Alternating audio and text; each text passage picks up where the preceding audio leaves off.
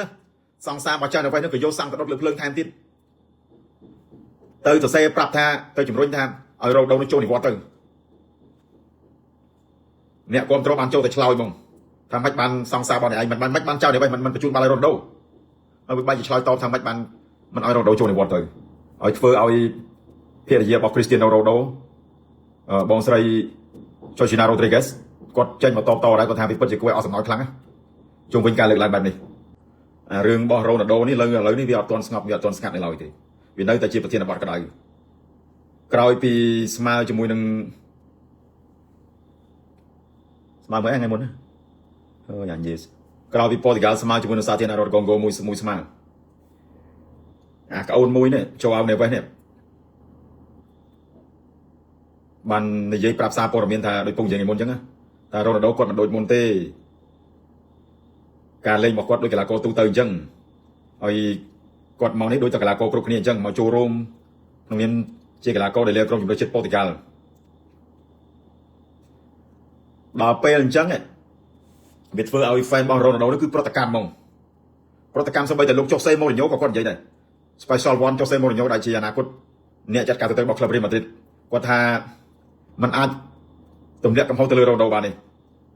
គាត់បែរជាទៅបន្ទោសគាត់បែរជាដាក់កំហុសទៅលើ Bruno Fernandes និង Bernardo Silva ទៅវិញគាត់ថាហេតុអីបាន Bernardo Silva និង Bruno Fernandes អត់មានប្លង់ណាអត់មានកន្លែងណាមួយដែលឲ្យបាល់ទៅរ៉ូណាល់ដូឲ្យស្អាតឬក៏ឲ្យបាល់ទៅលើរ៉ូណាល់ដូដែលមានឱកាសទាត់ទីទៅលើក្រុមជម្រើសជាតិកុងហ្គោវាអត់មានហើយទាំងការលេងថ្ងៃហ្នឹងគឺ Bruno Fernandes ហើយនិង Bernardo Silva លេងតែមកក្រោមគុតមកលេងហ្នឹងគឺលេងដូចយកទី1យក passing ទី2យក ball possession មែនការពិតមែនប៉ុន្តែការហ្នឹងគឺលេងយក ball possession មកអញ្ចឹងចុះសេម៉ូរីញ៉ូគាត់និយាយថាគាត់អត់បន្ទោសទៅលើរ៉ូណាល់ដូទេគាត់បន្ទោសទៅលើ Bruno Fernandes ហើយនិង Bernardo Silva វិញថាពីរនាក់ហ្នឹងហេតុអីមិនបង្កើតឱកាសមិនព្យាយាមជំរុញបាល់ឲ្យរ៉ូណាល់ដូអានេះជាទស្សនៈរបស់លោកចុះសេម៉ូរីញ៉ូហើយអតីតកីឡាកររបស់ Arsenal Thierry Henry ក៏បានរិះគន់រ៉ូណាល់ដូដូចគ្នាគាត់ថា Thierry Henry រិះគន់បានមួយថ្ងៃផងអតីតកីឡាករ Manchester Patrick Evra បារម្ភដូចគ្នាទៀតចេញមកការពារចេញមកប្រឆាំងនឹងការលើកឡើងរបស់ Thierry Henry មកអេវរ៉ាថាគ្រប់គ្នាដែលស្អប់រ៉ូណាល់ដូគ្រប់គ្នាដែលប្រឆាំងរ៉ូណាល់ដូសុទ្ធសឹងតែ Cristiano Ronaldo បំផ្លាញក្តីសម័យរបស់ពួកគេជាច្រើនដងហើយដូចក្លឹប Atletico Madrid ក្លឹប Bayern ក្លឹប Man City Arsenal អីហ្នឹងមិន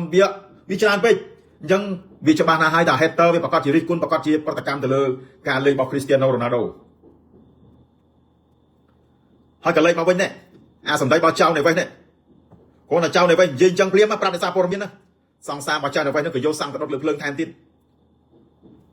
ទៅសរសេរប្រាប់ថាទៅជំរុញថាឲ្យរ៉ូណាល់ដូនឹងចូលនិវត្តន៍ទៅអ្នកគ្រប់គ្រងបានចូលទៅឆ្លើយមក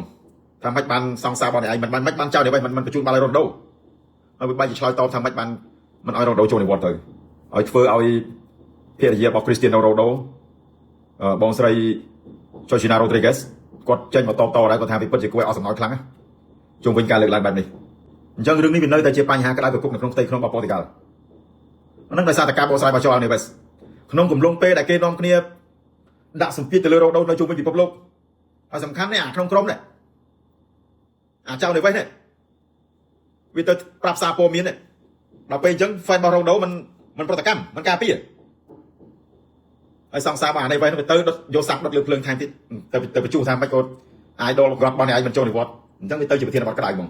ឥឡូវហ្នឹងអ្នកដែលបញ្ចប់បញ្ហាហ្នឹងបានគឺ Cristiano Ronaldo ធ្វើឲ្យត្បិតតែឥឡូវហ្នឹងក្រុមបញ្ចខែលប៉ុកទីកាល់កំពុងនៅប្រមូលផ្ដុំអារម្មណ៍ប្រមូលផ្ដុំការវឹកហាត់ដើម្បីត្រៀមការប្រកួតប៉ះជាមួយអ៊ូបេគីស្ថានប្រកួតទី2ប្រកួតទី3ជួបជាមួយនឹងក្រុមកូឡុំបៀ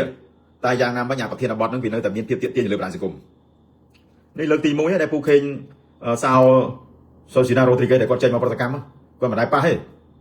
គាត់ដែរប៉ះទេហើយសំបីតែបងស្រីបកើតរបស់ Cristiano ក៏ចូលទៅខមមិនតវិញដែរតទៅលើការលើកឡើងរបស់ Joao Neves ហើយនឹងសង្សាររបស់គាត់អានេះបានន័យថាគ្រូសាខាងរ៉ូណាល់ដូគឺគាត់មកទាំងបងស្រីផងមកទាំងប្រពន្ធគាត់ផងដោយសារតែសម្ដីបញ្ជុះប្រសោកពីសង្សារអានេះវិញថាឲ្យគាត់ចូលនិវត្តន៍ទៅកន្លែងហ្នឹងដែលធ្វើឲ្យអ្នកគ្រប់គ្រងខឹងខ្លាំង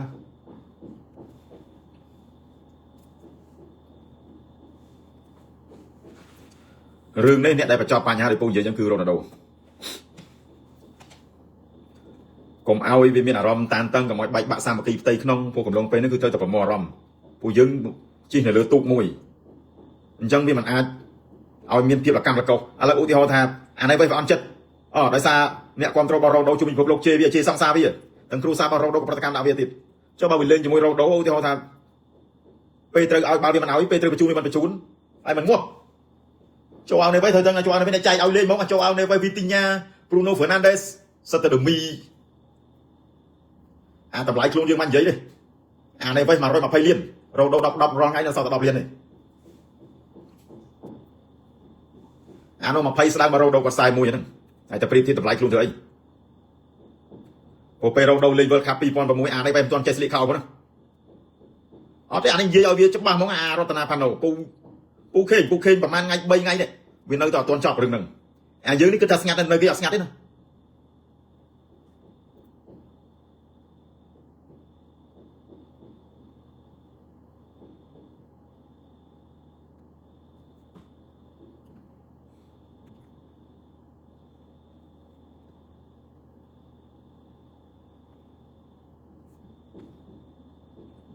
អត់ទេអានេះវាក្តៅពេកអាព័ត៌មានហ្នឹងអញ្ចឹងដោយសារទី1សូម្បីតែប្រធានសូម្បីតែគ្រូបង្វឹកលោករ៉ូបឺតូម៉ាទីណេស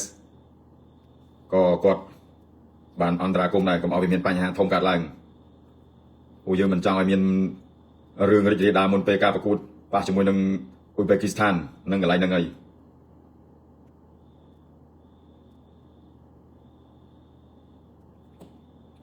អញ្ចឹងវាអត់មានអីវិញឆ្ងាយទេវាចប់ហើយរ៉ូដូឥឡូវក៏គាត់ប្រមូលក្រុម